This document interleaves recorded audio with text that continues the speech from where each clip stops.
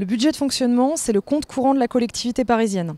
C'est celui qui retrace les dépenses et les recettes courantes, récurrentes, habituelles des services publics parisiens. Donc on va avoir par exemple par dépenses habituelles, on entend le versement des subventions aux associations, les achats que font la collectivité, par exemple les achats dans les crèches, les achats d'alimentation, les achats dans les cantines, les dépenses sociales aussi, et évidemment le paiement des agents publics qui travaillent pour le service public. Dans la réglementation des budgets locaux, on parle de section de fonctionnement et pas de budget de fonctionnement.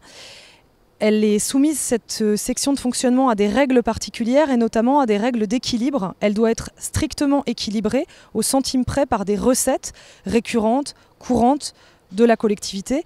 Ces recettes, c'est quoi ces recettes? C'est les recettes de fiscalité, les recettes de subventions qu'on touche de la part d'autres organismes comme la CAF, l'État, l'Europe. On va aussi avoir toutes les recettes des usagers parisiens des services publics, les recettes des bibliothèques, des conservatoires, des gymnases. Tout ça, ça va faire les recettes qui vont permettre de couvrir les dépenses récurrentes des services. La maîtrise de la dépense, elle est particulièrement importante puisqu'elle nous permet, quand on dégage des marges de manœuvre en fonctionnement, de dégager un surplus qui va permettre de financer l'investissement.